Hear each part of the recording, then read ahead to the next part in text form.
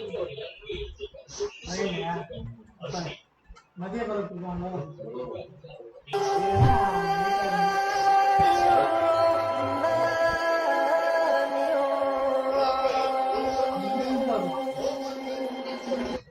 عليكم ورحمة الله وبركاته. إن الحمد لله نحمده ونصلي على رسوله الكريم.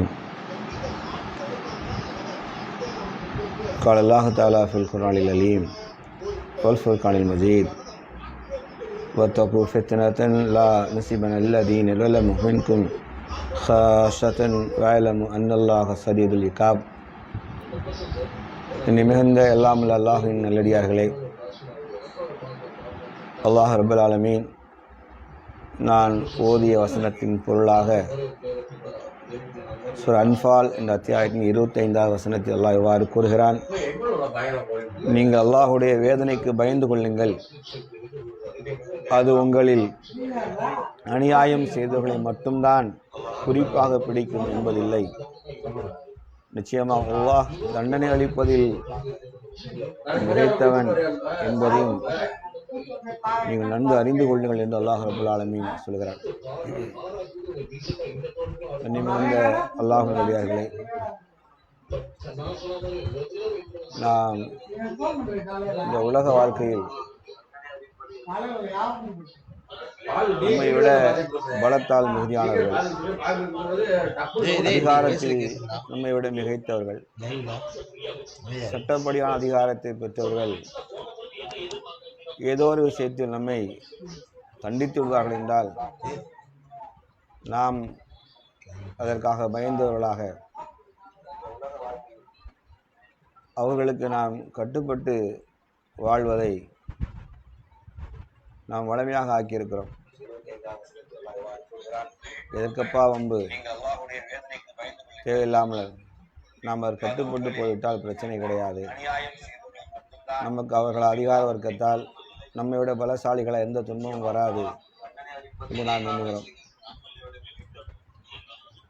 ஆனால் இந்த துன்பங்கள் மனிதர்களால், அதிகார வர்க்கத்தினரால், நம்மை விட பலசாலி என்று கருதப்படுவர்களால் வருகிற துன்பங்கள் வருகிறதோ இல்லையோ, அதை நாடினால் அல்லாஹ் அத்தகைய துன்பங்களை விட்டும் அல்லாஹ் நம்மை பாதுகாப்பதற்கு போதுமானவனாக இருக்கிறான்.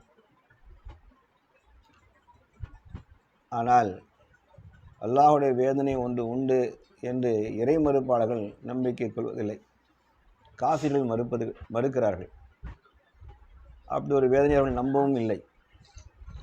ஆனால் மூமின்களாக, இறை விசுவாசிகளாக நாம் அதை முழுமையாக நம்பிக்கை கொள்கிறோம்.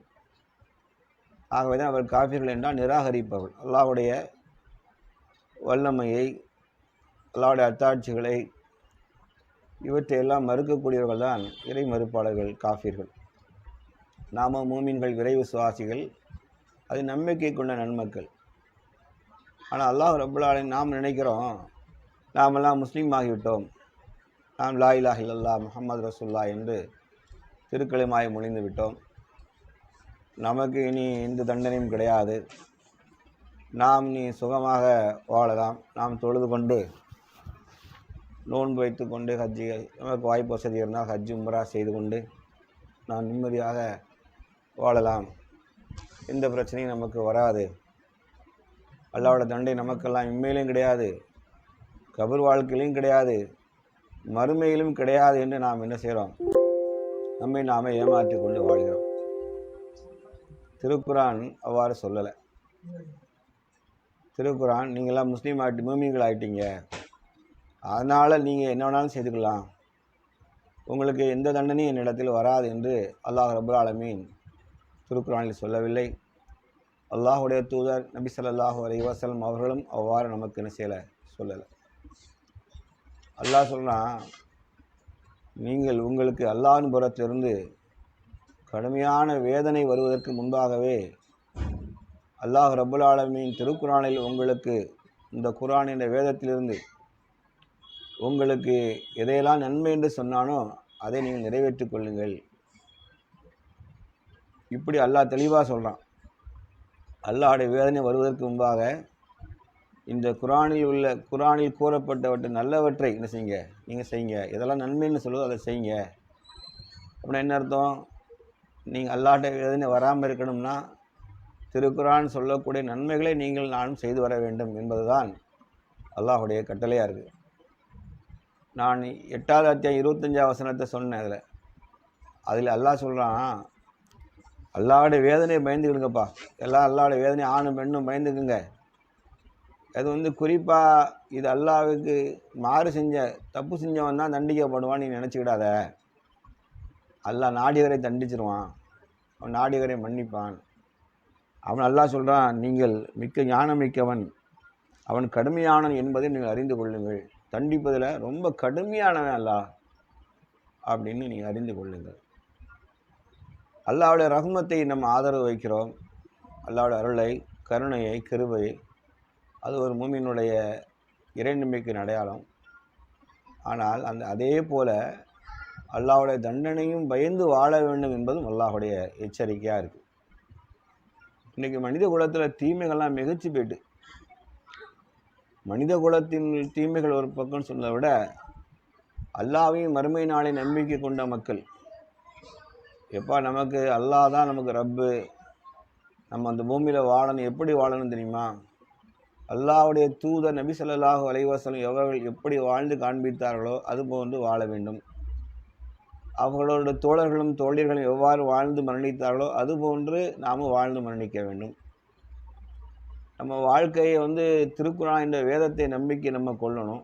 ஆனால் அந்த நம்பிக்கை என்பது வெறுமனே அதை படித்துவிட்டு ஓரங்கட்டுகிற புத்தகமாக இல்லாமல் நம் வாழ்க்கையை வழிகாட்டுகிற ஒளியாக அந்த வேதத்தை நடைமுறைப்படுத்தணும் என்று நாம் அல்லாஹ்வுடைய வேதத்தையும் மறுமை நாளையும் அல்லாஹ்வையும் இன்னும் வானவர்களை நம்பிக்கை கொண்ட மக்கள், இந்த நம்பிக்கை கொண்ட மக்களே இன்றைக்கு அல்லாஹ்வுடைய தண்டனை என்ற ஒரு போர்ஷன் பகுதி இருக்குல்ல, அல்லாஹ்வுடைய வேதனை தண்டனை என்பதை பற்றி கவலை கொள்ளாது இருப்பதை, அதை பற்றி நமக்கெல்லாம் வராது, அது காஃபிர்களுக்கு என்று விளங்கி வைத்திருக்கிறார்கள். இங்கே தான் ஷைத்தான் நம்ம என்ன செய்கிறான், நம்ம ஏமாற்றுகிறான். ஷைத்தான் நமது காரியங்களை நமக்கு பொய்யாக கற்பிக்கிறான்.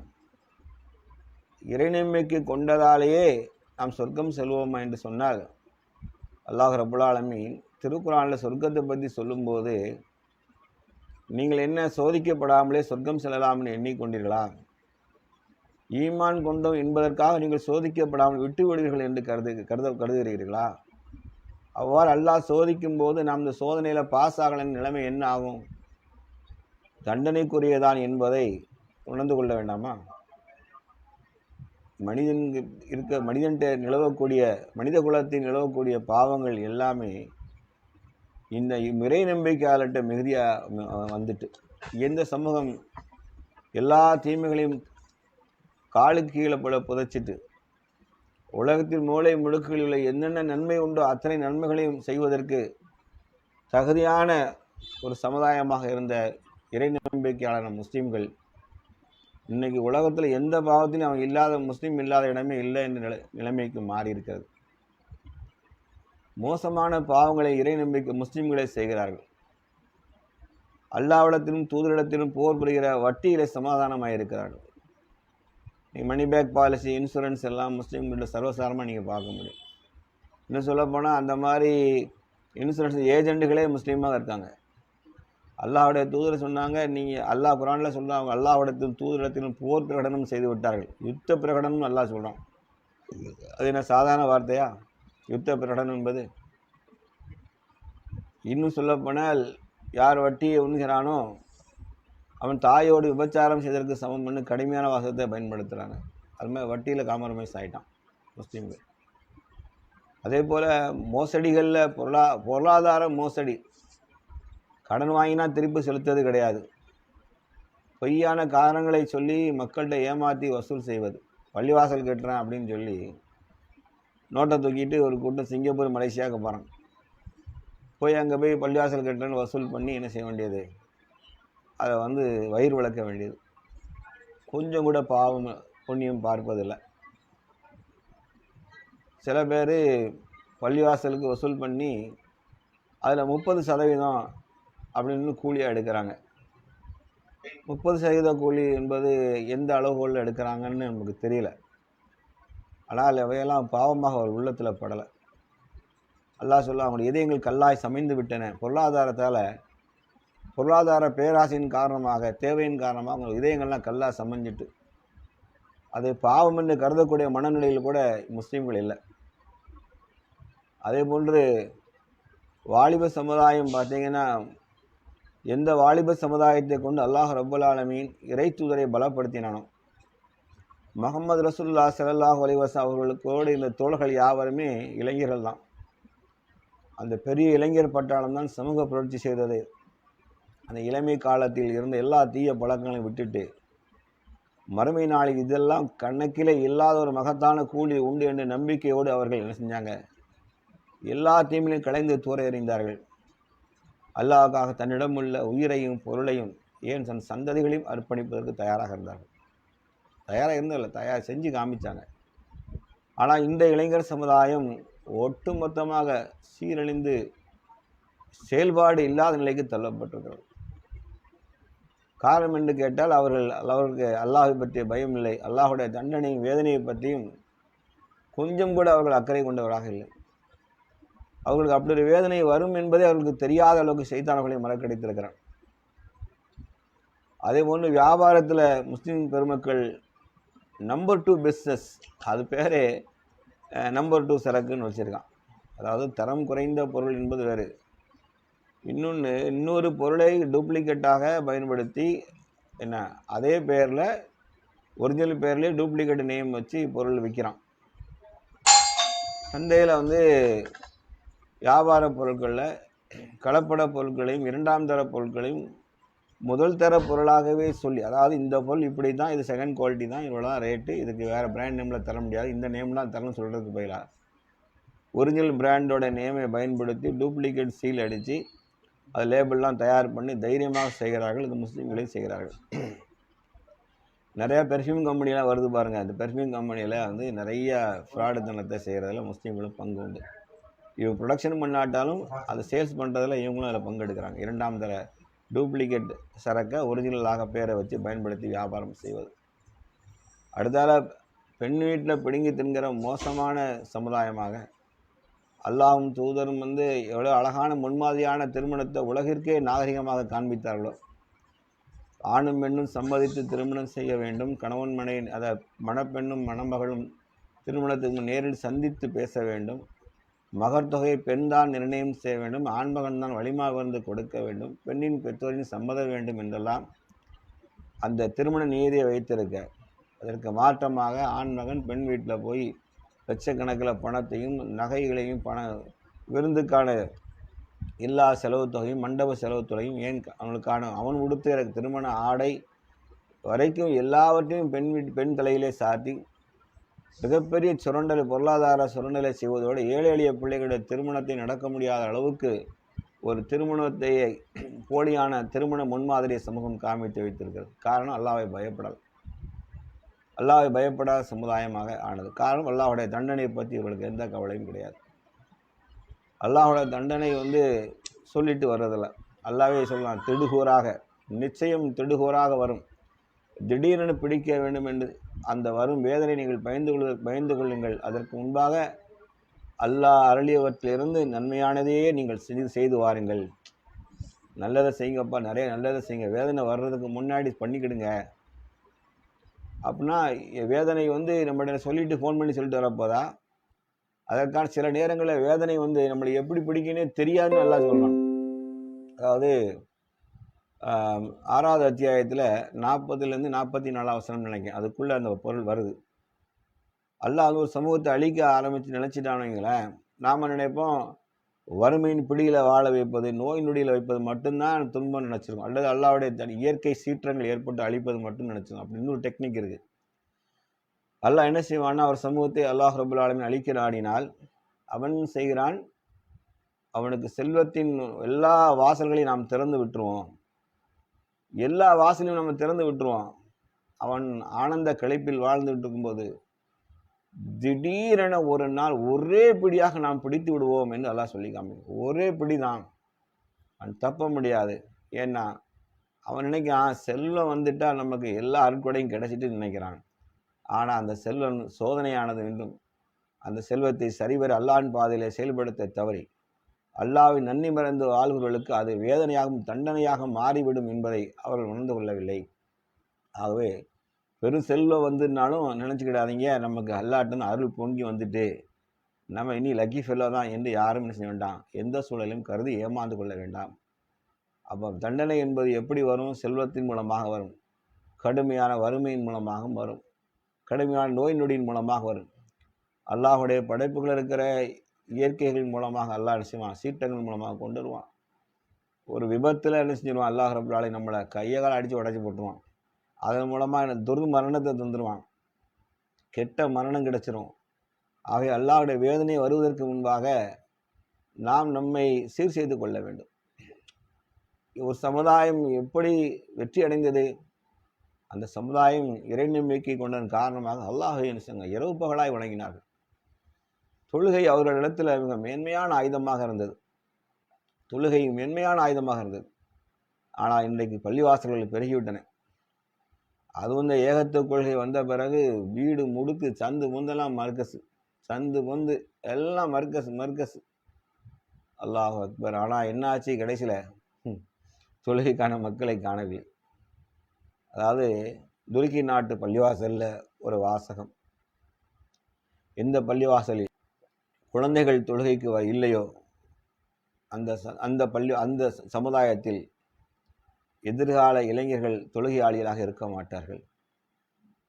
அந்த பள்ளிவாசலில் எதிர்காலத்தில் இளைஞர்கள் தொழுகைக்கு இருக்க மாட்டார்கள். அப்போ குழந்தை பருவத்திலே தொழுகைக்கு ப்ராக்டிஸ் பண்ணணும்.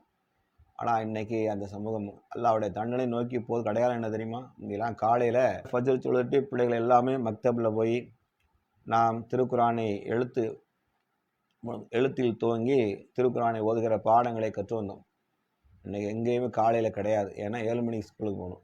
ஸ்கூலிங் சிஸ்டம் ஏன் முஸ்லீம் ஸ்கூல்களே இந்த கேடுகட்ட செயலை செய்கிறாங்க. முஸ்லீம் ஸ்கூல்ஸே இந்த வேலையை செஞ்சு வச்சுருக்கான். பிள்ளைகள் எதனை காலையில் ஓதுதல் என்பது அதுகளுக்கு குதிரை கும்பாக மாறிவிட்டது, வழமையாக இல்லை. அடுத்தால மது போதைக்கு ஆளாகி இளைஞர்கள் எல்லாம் என்ன செஞ்சிட்டான், இன்றைக்கி அதிகமான இளைஞர்கள் மோசமான போதையான கஞ்சாவில் போய் சிக்கியிருக்காங்க. அபின் பான்பராக இருந்த காலம்லாம் போய் கஞ்சா வியாபாரத்தில் முதன்மையாளர்களாக யார் இருக்கான்னு கேட்டால் முஸ்லீம் பையங்களே இருக்கான். கஞ்சா வியாபாரமே செய்கிறான் முஸ்லீம் பையங்க. அதற்கு ஜமாத்துகள் எதிர்ப்பு தெரிவித்தால் பெற்றோர்கள் பிள்ளைகளை கண்டிப்பதற்கு பெற்றோர்கள் தயாராக இல்லை. ஜமாத்துக்களை பெற்றோர்கள் திட்டுறாங்க, ஏன் பிள்ளை ஒத்த பிள்ளை இருக்கான், ஏன் திட்டுறீங்க? எல்லாத்துக்கும் மேலாக சமுதாயத்துக்கு கோழைத்தனம் மிகைத்திட்டு, இன்னும் சொல்லப்போனால் சுயநலம், அடுத்தவன் குறைகளை தேடி அலைவது, எல்லாத்துக்கும் மேலாக தனக்கு இருக்கிற பெரிய அறிவு வளர்ச்சியின் அடையாளமாக கருதப்படுகிற கேட்கெட்ஸ் மொபைல்ஸ் மூலமாக ஒரு சமுதாயம் தனது கண்ணியத்தையும் பிற சமுதாயத்தையும் கண்ணியத்தையும் காப்பாற்றணும். மனிதகுல மாண்புகளை காப்பாற்ற வேண்டியது நமக்கும் கடமை இருக்குது, முஸ்லீம்களுக்கு கடமை இருக்குது. பதிலாக ஒரு முஸ்லீம் இன்னொரு முஸ்லீமுடைய கண்ணியத்தை சீர்குலைப்பது, ஏன் பிற மனிதனுடைய கண்ணியத்தை சீர்குலைக்கிறது. பெண்களை பற்றிய அவதூறுகளை செஞ்சாலும் சரி செய்யாமலாம் சரி, இதை பற்றி நமக்கு பொது வழியில் பரப்புற அதிகாரம் நமக்கு கொடுக்கப்படலை.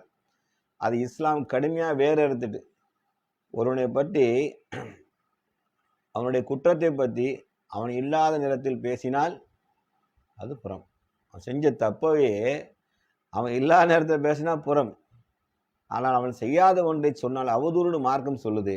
ஆனால் இந்த ரெண்டையும் கண்ணை பொத்திட்டு மொபைல் ஃபோனில் தைரியமாக இறை நம்பிக்கையான விளையாடுதான்னா அல்லாஹ் கோவப்படுற இடம் தெரியுமா?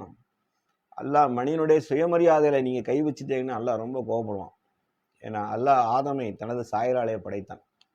பிற மனுஷனுடைய கண்ணியத்தை சீர்குலைக்க எப்போ நம்ம முயற்சி எடுக்கமோ அப்போ அல்லாஹ்ட்ட கோபம் கடுமையாக வந்துடும்.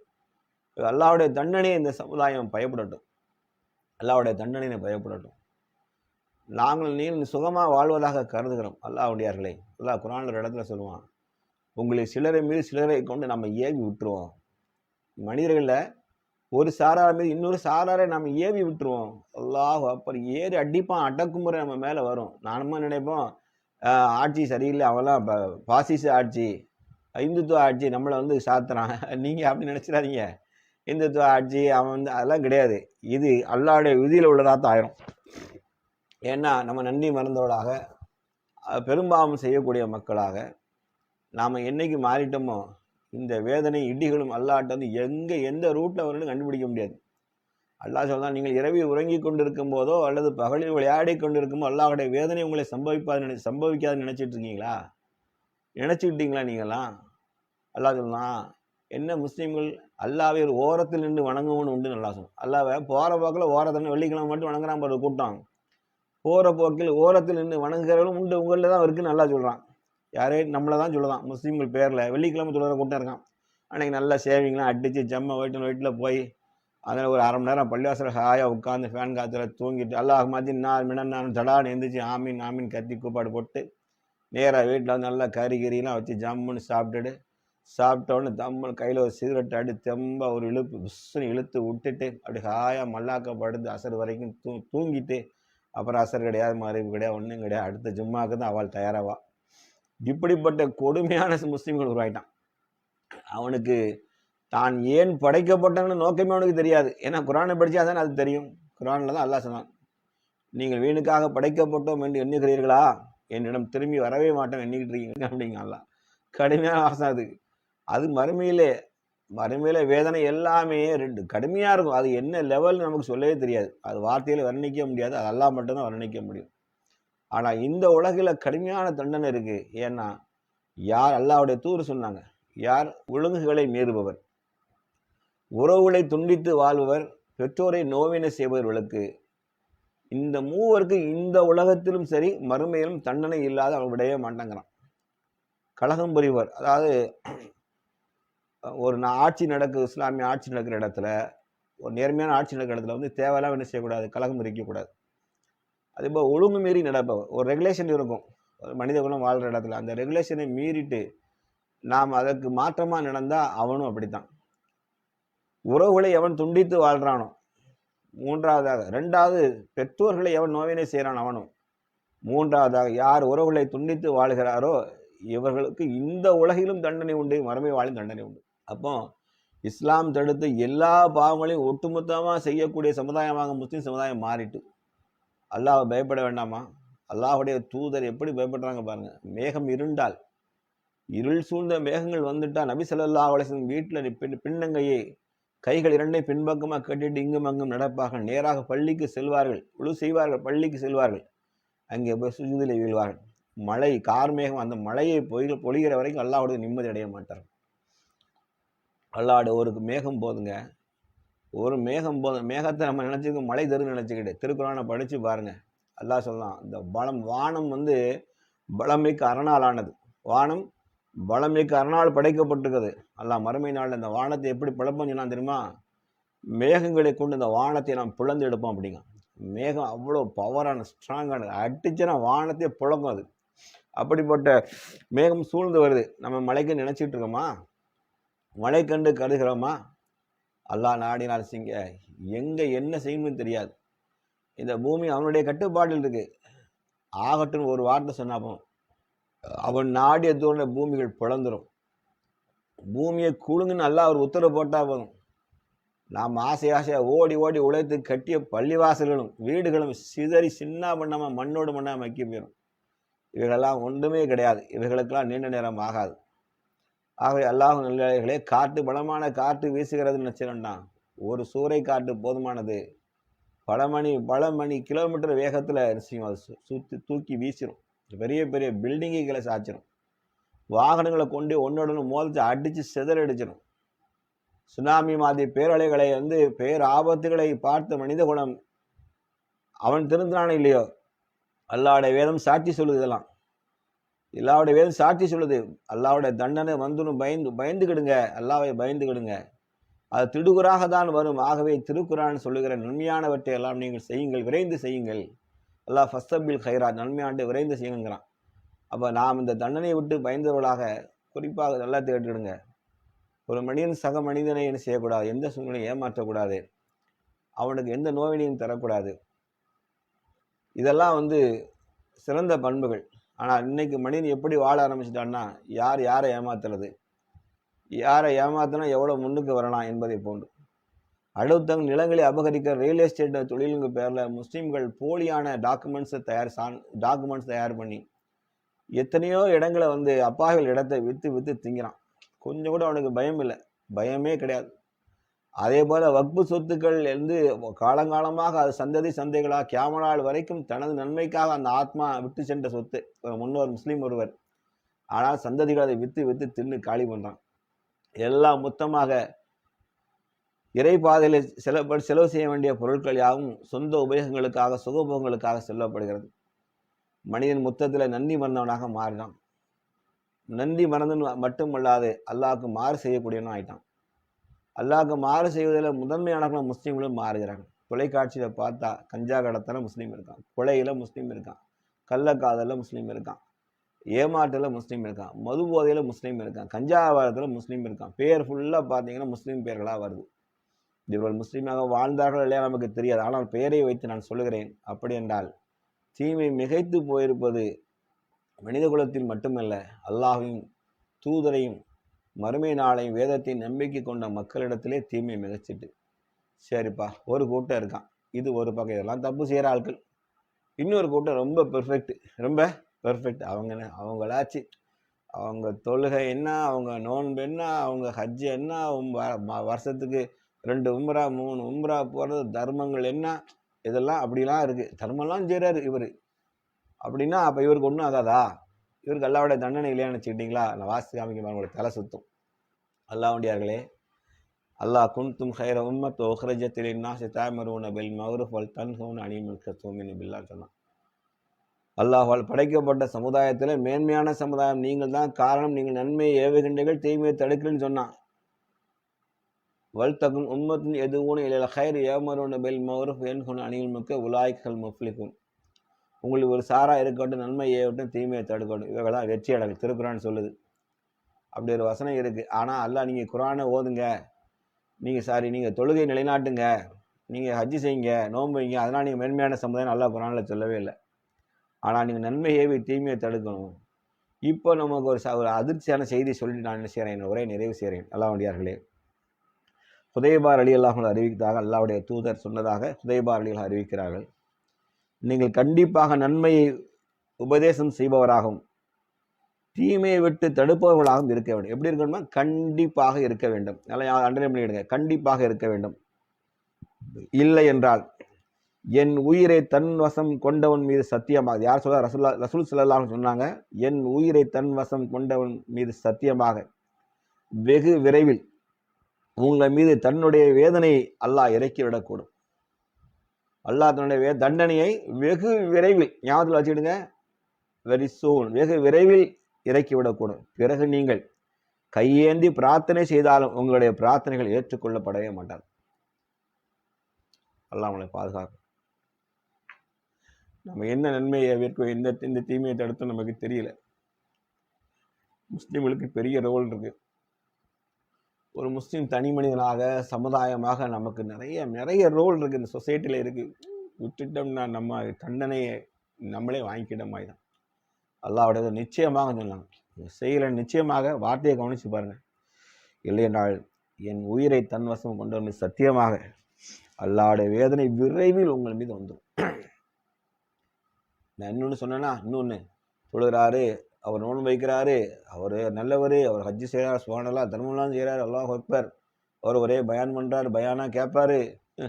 அல்லாஹ், இங்கே பாருங்க, அபூபக்கர் சித்திக் ரலியல்லாஹு அறிவிக்கிறார்கள், மனிதர்களே, இறைநம்பிக்கை கொண்டவர்களே, உங்களை பற்றியே நீங்கள் கவலைப்படுங்கள். அல்லாஹ் கவனிச்சுட்டே வாங்க.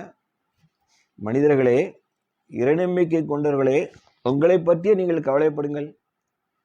நீங்கள் நேர்வழியில் இருக்கையில் வழிகேட்டு பாதையில் செயல்பட்டு கொண்டதன் வழிகேடு உங்களை யாதும் செய்யாது. இது திருக்குரான் வசனம் 5:105. திருக்குரான் வசனம் 5:105 என்ற வசனத்தை நீங்கள் ஓதுகிறீர்கள். இந்த 5:105 நீங்க ஓதுறீங்க. என்ன சொல்லி ஓதுறீங்க? இறைநம்பிக்கை கொண்டவர்களே, உங்களை பற்றி நீங்க கவலைப்படுங்க. நீங்கள் நேர்வழியில் இருக்கையிலே வழிகேட்டு பாதையில் செயல்பட்டு கொண்டதன் வழிகேடு எவன் வழிகேட்டில் போனானோ அது நம்மளை ஒன்றும் பாதிக்காது, அது அவனை தான் பாதிக்கும்னு நீங்க நினைக்கிறீங்களா? இந்த வசனத்தை ஓதிட்டு நீங்க ஓதுகிறீங்க. அதை கொண்டு நீங்கள் நம்முடைய நேர்வழியை பற்றி கவலைப்பட்டாலே போதுமானது. நம்ம நேர்வழியை பற்றும் கவலைப்பட்டால் போதுமானது. மற்றவர்கள் எக்காரியத்தை செய்தாலும் தீய காரியத்தை செய்தாலும் நமக்கு ஏதும் கெடுதி விளையாது என்று நீங்கள் நினைத்துக் கொள்கிறீர்கள். ரொம்ப சீரியஸ். அவன் செஞ்ச தீமை அவனுக்கு தான், அது நமக்கு எந்த கேடு வராது என்று நீங்கள் எண்ணுகிறீர்கள், நினைத்துக் கொள்கிறீர்கள். ஆனால் சொல்லிட்டு நாம் அண்ணல் நபிகள் நாயகம் ஸல்லல்லாஹு அலைஹி வஸல்லம் கூறியதாக, தீய விஷயங்கள் மக்களை கண்ட பிறகும், தீய விஷயங்களை மக்கள் கண்ட பிறகும் அவற்றை தடுத்து நிறுத்தவில்லை என்றால் நல்லோர் தீயோர் அனைவர் மீதும் அல்லாஹ்வுடைய தண்டனை, அல்லாஹ் தன்னுடைய வேதனையை இறக்கி விடுவான் என்று நபி ஸல்லல்லாஹு அலைஹி வஸல்லம் கூறியதாக நான் கேட்டுள்ளேன் என்று அபூபக்கர் சித்திக் ரலியல்லாஹு அன்ஹு அறிவிக்கிறாங்க. முடிஞ்சதா கதை? நான் யோக்கியனா வாழ்ந்தா மட்டும் போதாது. இங்கே தான் பிரச்சனை இருக்கு. நான் யோக்கியமாக வாழ்கிறேன் என்று சொன்னால் மட்டும் போதாது. அல்லாஹ்வுடைய வேதனை எப்போ வரும்னு கேட்டிங்கன்னா, நாம் நன்மை ஏவி தீமை தடுக்க தவறிவிட்டால் அல்லாஹ்வுடைய தண்டனை வந்தே தீரும். ஹுதைபா ரலியல்லாஹு அறிவிக்கிற படிச்சு ஹதீஸை சொல்லிட்டேன். இரண்டாவது அபூபக்கர் சித்திக் ரலியல்லாஹு அல்லாஹ்வுடைய தூதர் சொன்னதாக சொல்றாங்க. அப்படி என்றால் அல்லாஹ்வுடைய தண்டனை நம்மை நோக்கி சூழ்ந்து படையெடுத்துட்டு வருது. தண்டனைக்கான கொடிய மேகங்கள் நெருங்கி வருது. ஒரு இறை நம்பிக்கையாளர் உணர்ந்து கொள்ள முடியும். நாம் தௌபா செய்யணும். எப்படி தெரியுமா? தௌபாவின் பொருள் என்ன தெரியுமா? ஈமான் கொண்டு செய்த பாவங்களை அல்லாஹ்விடத்தில் ஒப்புக்கொண்டு அதற்காக கண்ணீர் அடிப்பது மட்டுமல்லாமல், நன்மை ஏவி தீமையை தடுத்து நாம் அல்லாஹ்வுடைய சொல்லக்கூடிய எல்லா நல்ல அமலசாலியின் நல்லறங்கள் செய்தால் மட்டுமே தௌபா ஏற்றுக்கொள்ளக்கூடியதாக இருக்கும். நாம் அல்லாஹ்வுடைய தண்டனை விட்டு பாதுகாப்பது இதுதான் சிறந்த. ஈமான் கொள்ளணும், செஞ்ச பாவத்தை அல்லாஹ்ட்ட ஒத்துக்கொண்டு கண்ணீர் விட்டு அழணும், இனி செய்யாதற்கு அல்லாஹ்ட்ட உதவி தேடணும், நன்மை ஏவி தீமையை தடுக்க வேண்டும், அதற்கு பிறகு நல்லறங்கள் புரிய வேண்டும். நிறைய அமலசாலி நல்லறங்கள் செய்து கொண்டே இருந்தால் இதுதான் ஒப்புக்கொள்ளப்பட்ட தௌபா என்று திருக்குர்ஆன் பேசுகிறது. ஆகவே அல்லாஹ்வுடைய வேதனையை பயந்து கொண்டு வாழ்வோம். எங்கெல்லாம் போயிட்டு பாருங்க, ஓரினை சேர்க்கை, என்ன இந்த திருநங்கைகளாக முஸ்லீம் பசங்களே மாறுவது, நினைச்சு பாருங்க. எல்லாமே ஷைத்தானிக் வேர்ல்டுக்குள்ள முஸ்லீம் சமுதாயம் உள்ள புகுந்துட்டு எந்த சமுதாயம் இதெல்லாம் வேறு அறுத்துச்சோ, திருக்குர்ஆன் என்ற அழகிய ஒளி விளக்கை கையில ஏந்தி மடமை, முட்டாள்தனம், எல்லா இருளையும் அகற்றி எதிர்த்து போராடியதோ அந்த சமுதாயம் இன்றைக்கு ஷைத்தானின் பாதையில அடிச்சுவட்டை பின்பற்றா தத்தபி ஹுதுவாத்து ஷைத்தான் அல்லாஹ் சொன்ன அடிச்சுவட்டை பின்பற்றாரு. யா அய்யுஹல்லதீன ஆமனூ உத்குலூ ஃபீ ஸில்மி காஃபா, இறை நம்பிக்கை இஸ்லாத்தில் முழுசா நுழைங்க. அல்லாஹ்வுடைய தண்டனை விட்டு சமுதாயம் பாதுகாக்கப்பட வேண்டும் என்றால் இந்த சமுதாயம் மீண்டும் தௌபா செய்து நன்மை ஏவி தீமை தடுத்து நல்லறங்கள் புரிந்து இறையச்சத்தோடு வாழ்ந்தால்